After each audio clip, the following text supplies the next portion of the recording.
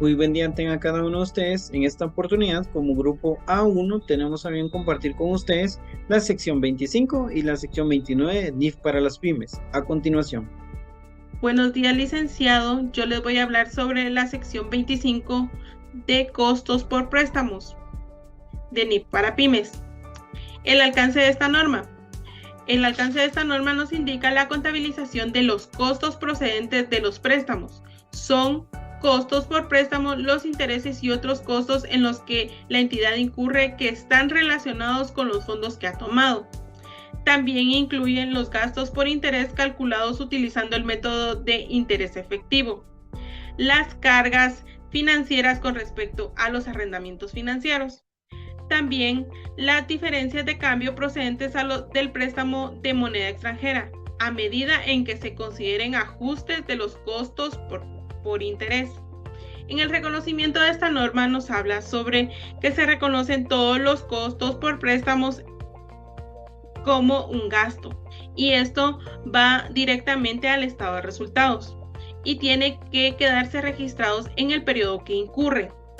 La información a revelar nos indica que los pasivos financieros que no están al valor razonable en el estado de resultados. También nos indica que esta sección no requiere ninguna otra información adicional. Esto es lo que nos habla esta norma. Adicional a eso, yo les voy a comentar lo regulado en la legislación guatemalteca, donde en el decreto 10/2012 nos indica el reconocimiento del costo por préstamo en el artículo 21, numeral 16, que este nos describe que los intereses diferenciales de los precios de cargas financieras o rendimientos que se paguen derivados a los instrumentos financieros de apertura de crédito, el crédito documentario, préstamos de dinero, la emisión de títulos de crédito, operaciones de reporto, arrendamiento financiero, leasing y titulación de activos o cualquier tipo de operaciones de crédito o financiamiento. Todos los intereses para ser deducibles deben originarse de una operación que genere rentas. ¿Qué quiere decir esto? Que a la empresa le produzcan ganancias. También en el decreto 2/2021 de la ley de leasing de artículo 32 nos indica que los intereses diferenciales de precios u otros cargos financieros cuando, como consecuencia de un contrato de leasing, sobrevengan intereses diferenciales del precio del factoraje o otros cargos financieros, estos se contabilizarán por el arrendatario como un gasto deducible en el rubro diferente a las rentas. ¿Esto qué quiere decir? De que vamos a separar la renta del arrendamiento financiero y los intereses y los vamos a reconocer como gasto, igualmente en el estado de resultados. Muchísimas gracias. Buen día a todos. Tengo bien hablarles de la sección 29 que trata del impuesto a las ganancias. El alcance de la sección 29 trata de los impuestos nacionales y extranjeros basados en ganancias fiscales, como también las retenciones de impuestos que una subsidiaria asociada o negocio conjunto tiene que pagar al momento de hacer la distribución de ganancias a la entidad que informa. También trata de la contabilidad del impuesto a las ganancias. También requiere que una entidad debe reconocer las consecuencias fiscales de transacciones, tanto actuales como futuras, así como también de otros sucesos que se hayan reconocido en los estados financieros.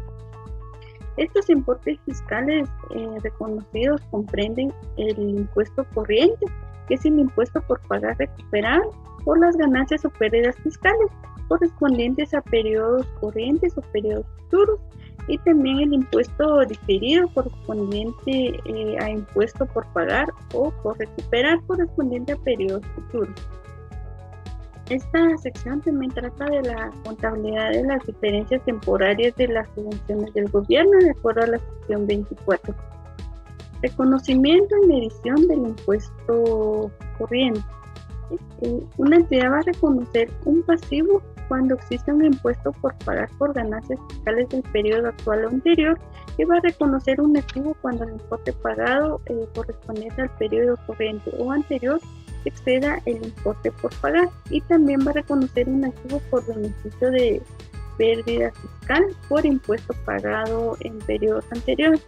La medición de un pasivo o activo por impuestos corrientes será el importe que se espera pagar o recuperar usando las tasas impositivas y la legislación aprobada.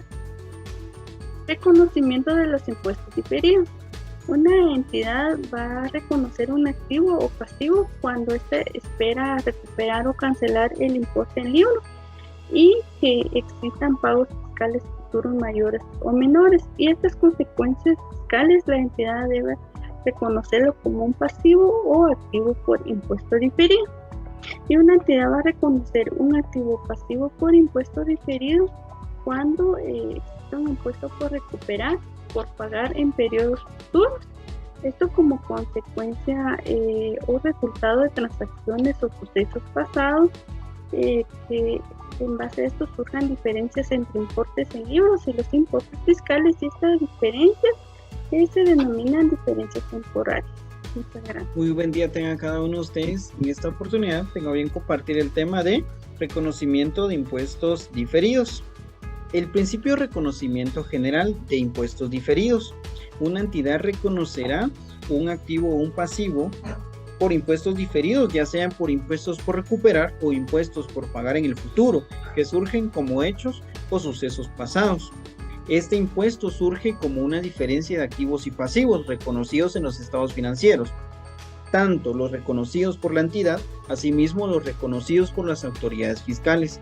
Asimismo, pues se efectuará una compensación de partidas no utilizadas procedentes de periodos anteriores, ya sea de pérdidas o de créditos fiscales. Ahora bien, la base fiscal. La base fiscal determina la base de un activo, de un pasivo u otra partida, de acuerdo con la legislación que se haya aprobado o cuyo proceso de aprobación esté prácticamente terminado. La base fiscal determina los importes que se incluirán en ganancias fiscales, en la recuperación o liquidación de importe en libros de un activo o de un pasivo. Específicamente es de la siguiente manera: la base fiscal de un activo igual al importe que habría sido deducible por obtener ganancias fiscales si el importe en libros del activo hubiera sido recuperado mediante su venta al final del periodo sobre el que se informa, y la base fiscal de un pasivo igual a su importe en libros menos los importes deducibles para la determinación de las ganancias fiscales que habría surgido si el pasivo hubiera sido liquidado al final del periodo sobre el que se informa. Ahora bien, dentro de este tema existen diferencias temporarias, pero ¿qué son y cómo surgen? Las diferencias temporarias surgen cuando existe una diferencia entre los importes en libros y las bases fiscales en el reconocimiento inicial de activos y pasivos. Asimismo, surge cuando hay una diferencia entre el reconocimiento del importe en libros y la base fiscal de ingresos y gastos. Y así, la base fiscal de un activo o de un pasivo cambia, y el cambio no se reconocerá en el importe en libros de un activo o de un pasivo en ningún periodo. Ahora bien, pasivos y activos por impuestos diferidos. Una entidad reconocerá un pasivo por impuesto diferido para todas las diferencias temporarias que se espere que incremente la ganancia fiscal en el futuro. También reconocerá un activo por impuestos diferidos para todas las diferencias temporarias que se espere que reduzcan la ganancia fiscal en el futuro. Y también reconocerá un activo por impuestos diferidos para la compensación de pérdidas fiscales no utilizadas y créditos fiscales no utilizados hasta el momento procedente de periodos anteriores. Las excepciones son las siguientes, ¿verdad? Para activos y pasivos la inversión sea duradera, básicamente permanente, a menos que las diferencias temporarias se vayan a revertir en el futuro previsible. Y para los pasivos, sí existen diferencias temporarias asociadas al reconocimiento inicial de la plusvalía. Y esto ha sido todo de mi parte. Muchas gracias. Tengo bien hablarles acerca de las tasas impositivas. La norma nos indica que una entidad medirá un activo o pasivo por impuesto diferido usando las tasas impositivas y la legislación que haya sido aprobada o cuyo proceso de aprobación esté prácticamente terminado en la fecha sobre la que se informa. Una entidad considerará las tasas impositivas cuyo proceso de aprobación esté prácticamente terminado cuando los sucesos futuros requeridos por el proceso de aprobación no hayan afectado históricamente el resultado ni sea probable que lo hagan. Cuando apliquen diferentes tasas impositivas a distintos niveles de ganancia fiscal, una entidad medirá los gastos o ingresos por impuestos diferidos y los pasivos o activos por impuestos diferidos relacionados, utilizando las tasas de medidas aprobadas. Por ejemplo, si la diferencia temporaria surge de una partida de ingreso que se espera sea agravable, como una ganancia de capital en un periodo futuro, el gasto por impuesto diferido se mide utilizando la tasa impositiva de las ganancias a capital. Ahora bien, pasamos a la corrección valorativa. Una entidad reconocerá una corrección valorativa por los activos por impuestos diferidos, de modo que el importe en libros neto iguale al importe máximo que es probable que se recupere sobre la base de las ganancias fiscales actuales o futuras. La norma nos indica que una entidad revisará el importe en libros neto de un activo por impuesto diferido en cada fecha sobre la que se informa y ajustará la corrección valorativa para reflejar la evaluación actual de las ganancias fiscales futuras. Eso ha sido bien hablarles de mi parte. Muchas gracias por su atención. A continuación hablaremos de reconsideración de activos por impuestos diferidos no reconocidos. En el párrafo 29.23 nos indica que al final del periodo sobre el que se informa, una entidad evaluará nuevamente los activos por impuestos diferidos no reconocidos. En este momento, la entidad procede a registrar un activo de esta naturaleza anteriormente no reconocido, siempre que sea probable que las futuras ganancias fiscales permitan la recuperación del activo por impuestos diferidos. Inversiones en subsidiarias, sucursales y asociadas y participación en negocios conjuntos. Esta norma nos indica que aparecen diferencias temporarias cuando el importe en libros las de inversiones en subsidiarias, sucursales y asociadas de las participaciones en negocios conjuntos para ser diferente de la base fiscal de la inversión o participación. Estas diferencias pueden surgir en las más variadas circunstancias, como por ejemplo, por la existencia de ganancias no distribuidas en las subsidiarias, sucursales, asociadas o negocios conjuntos, por las diferencias de cambio cuando la controladora y su subsidiaria estén situadas en diferentes países, y por una reducción en el importe en libros de las inversiones en una asociada hasta su importe recuperable. Una entidad debe reconocer un pasivo por impuestos diferidos temporarias imponibles asociadas con inversiones en subsidiarias, sucursales y asociadas y con participaciones en negocios conjuntos.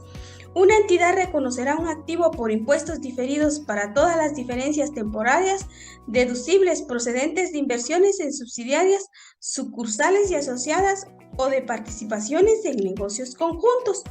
Medición de impuestos diferidos. Una entidad medirá un pasivo o activo por impuestos diferidos usando la tasa impositiva o cuyo proceso de aprobación esté prácticamente terminado en la fecha de presentación. La empresa considerará las tasas impositivas y las leyes fiscales cuyo proceso de aprobación está prácticamente terminado cuando los pasos requeridos por el proceso de aprobación no hayan afectado históricamente el resultado ni sea probable que lo hagan. Esto ha sido bien hablarles de mi parte. Muchas gracias. Buen día, licenciado y compañeros. Yo les voy a hablar acerca de la información a revelar, que está tratada en el párrafo 29.32 de la información a revelar de forma separada. La entidad debe revelar los impuestos corrientes y diferidos agregados relacionados con partidas reconocidas como partidas de otro resultado integral. Asimismo, debe agregar una explicación de las diferencias significativas entre los importes presentados en el estado de resultado integral y los importes presentados a las autoridades fiscales. Un claro ejemplo es en el caso de Guatemala, que mayormente se prepara contabilidad con el objetivo de la presentación de impuestos al final de un periodo fiscal, y estos marcos utilizados no siempre son en base a ANIF. También la norma pide una explicación de los cambios en la tasa o tasas impositivas aplicables en comparación con las de periodo anterior sobre el que se está informando. Estos son los porcentajes de los impuestos que se están presentando dentro de nuestro balance y nuestros resultados. También tenemos lo que es un análisis para cada tipo de diferencia temporaria y para cada tipo de pérdidas y créditos fiscales no utilizados. Acá lo que se pide es el importe de los activos y pasivos por impuestos diferidos y las correcciones valorativas al final del periodo sobre el que se informa, y asimismo un análisis de los cambios en los activos y pasivos por impuestos diferidos y en las correcciones valorativas durante el periodo. Asimismo, se debe presentar la fecha de caducidad en su caso de las diferencias temporarias y de las pérdidas y los créditos fiscales que no hayan sido utilizados. Esto sería todo nuestra presentación. Gracias por su atención. Vamos a pasar al tiempo de preguntas.